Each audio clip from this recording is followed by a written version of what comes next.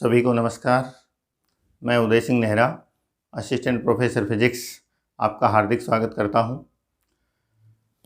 आज हम पढ़ेंगे फैराडे के नियम के अवकल एवं समाकल रूप। हमारा टॉपिक चल रहा है विद्युत चुंबकीय प्रेरण। हमने देखा था कि फैराडे ने अपने विभिन्न प्रयोगों के आधार पर ये साबित किया कि जब भी किसी चुंबक और कुंडली के मध्य सापेक्ष गति होती है तो कुंडली में विद्युत प्रभाव प्रेरित होते हैं। इसे समझाने के लिए फैराडे ने दो नियम दिए जिन्हें फैराडे के विद्युत चुंबकीय प्रेरण के नियम कहते हैं। और फैराडे के अधूरे काम को पूरा किया लेंज ने, और उसने प्रेरित विद्युत वाहक बल एवं प्रेरित धारा की दिशा बताने का नियम दिया। यदि हम फैराडे के दोनों नियमों और लेंज के नियम को संयुक्त करके कथन देना चाहें तो ये इस प्रकार होगा कि जब भी किसी चुंबक एवं विद्युत परिपथ के मध्य सापेक्ष गति होती है तो विद्युत परिपथ में प्रेरित विद्युत वाहक बल उससे संबद्ध फ्लक्स में परिवर्तन की दर के समानुपाती होता है एवं इसकी दिशा सदैव इस प्रकार होती है कि वह उस कारण का विरोध करती है जिससे उसकी उत्पत्ति होती है, अर्थात वह फ्लक्स में परिवर्तन का विरोध करती है।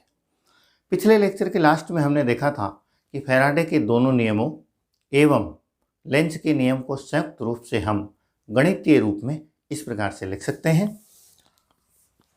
प्रेरित विद्युत वाहक बल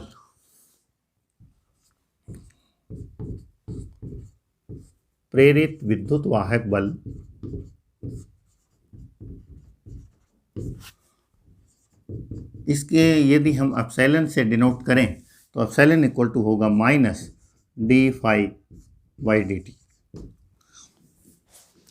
फाई उस परिपथ से या उस कुंडली से संबद्ध चुंबकीय फ्लक्स को दर्शाता है और ये व्यंजक बताता है कि कुंडली से संबद्ध फ्लक्स में परिवर्तन की दर विद्युत चुंबकीय प्रेरण के बराबर होती है।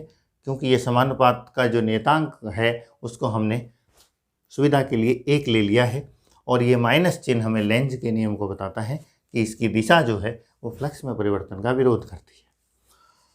अब यदि हम इसे कहते हैं इक्वेशन नंबर 1, इसके अवकल और समाकल रूप देखने के लिए तो सबसे पहले हम इस फ्लक्स से शुरुआत करें।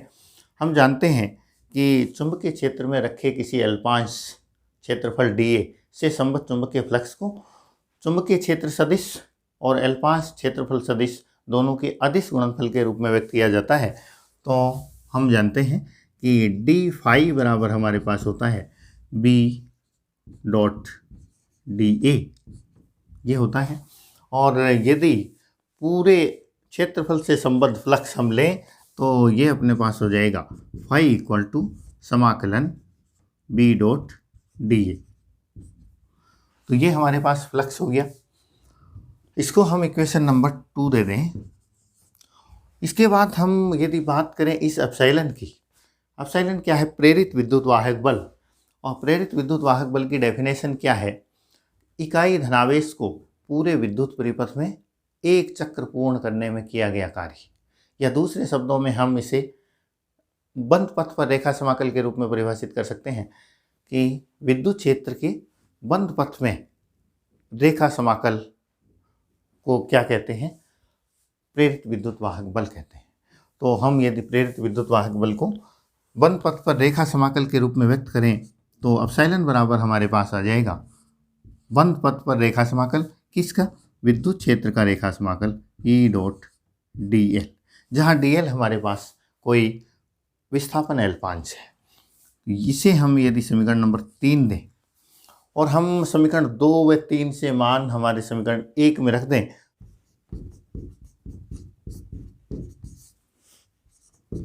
दो व 3 से मान समीकरण 1 में रखने पर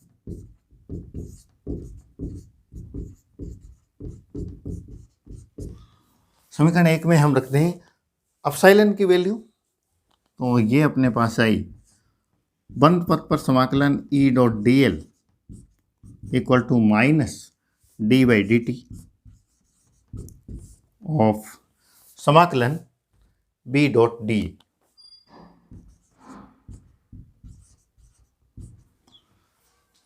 ये हमारे पास आ गया। अब चूंकि टाइम और क्षेत्रफल दोनों एक दूसरे से स्वतंत्र राशियां हैं, दोनों का आपस में कोई रिलेशन नहीं है, तो हम इस डेरिवेटिव को इस समाकलन के अंदर ले जा सकते हैं।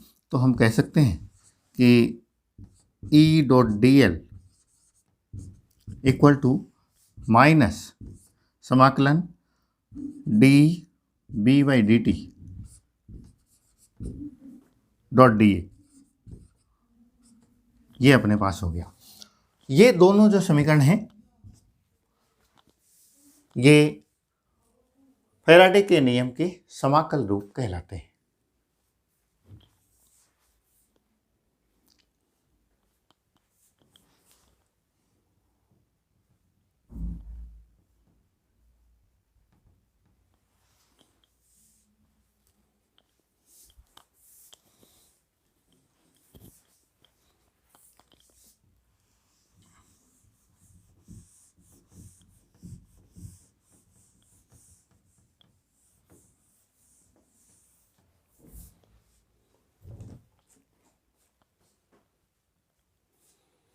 ये हुआ हमारा समीकरण number 4।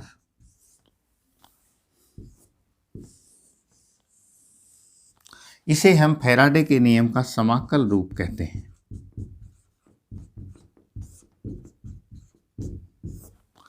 This is integral form of Faraday's law.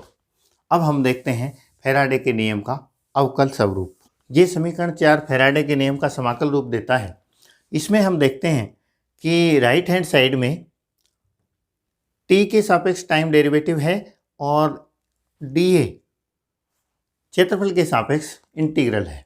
और हम जानते हैं कि टाइम और एरिया जो हैं दोनों एक दूसरे से स्वतंत्र राशियां हैं, तो हम इस डेरिवेटिव को समाकलन के अंदर ले जा सकते हैं। तो समीकरण 4 को हम इस तरह से लिख सकते हैं, बंद पथ पर रेखा समाकल E dot D L equal to minus D B by D T dot D A, ऐसे हम इसे लिख सकते हैं। अब हम यहाँ देखें इस समीकरण में, तो लेफ्ट हैंड साइड जो है वो रेखा समाकल है, जबकि राइट हैंड साइड है वो पृष्ठ समाकल है। हम किसी तरीके से रेखा समाकल को भी यदि पृष्ठ समाकल में चेंज कर लें तो हमें इस इंटीग्रल से मुक्ति मिल सकती है और हमारे पास अवकल रूप आ सकता है। तो इसके लिए हम क्या करें, इसके लिए हम यदि स्टोक के कर्ल थ्योरम को यूज करें, तो स्टोक का कर्ल थ्योरम क्या करता है, रेखा समाकल और पृष्ठ समाकल के मध्य संबंध स्थापित करता है और वो कहता है कि किसी सदिश क्षेत्र का रेखा समाकल उसके कर्ल के पृष्ठ समाकल के बराबर होता है। तो हम इसको यदि चेंज कर दें, स्टोक्स का कर्ल थ्योरम लगा दें, स्टोक्स कर्ल प्रमेय से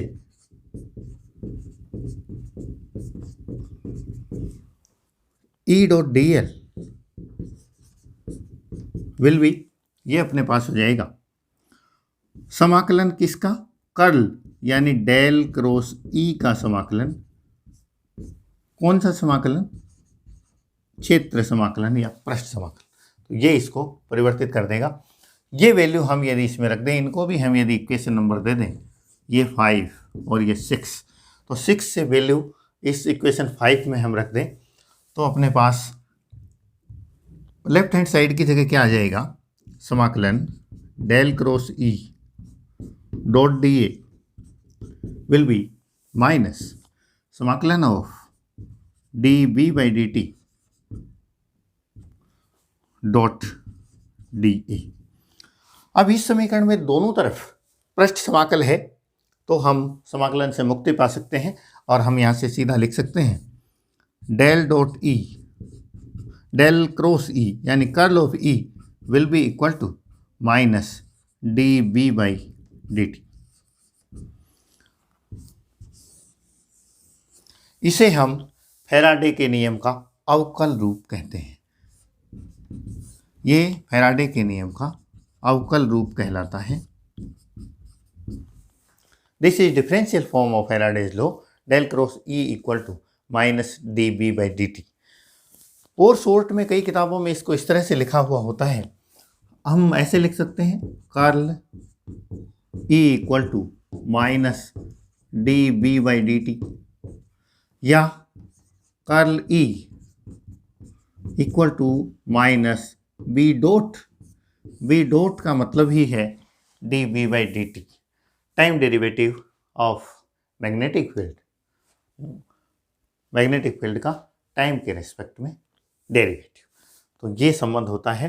तो ये तो रहा हमारा अवकल रूप फैराडेज लॉ का, और ये फैराडेज लॉ का समाकलन रूप। थैंक्स, धन्यवाद।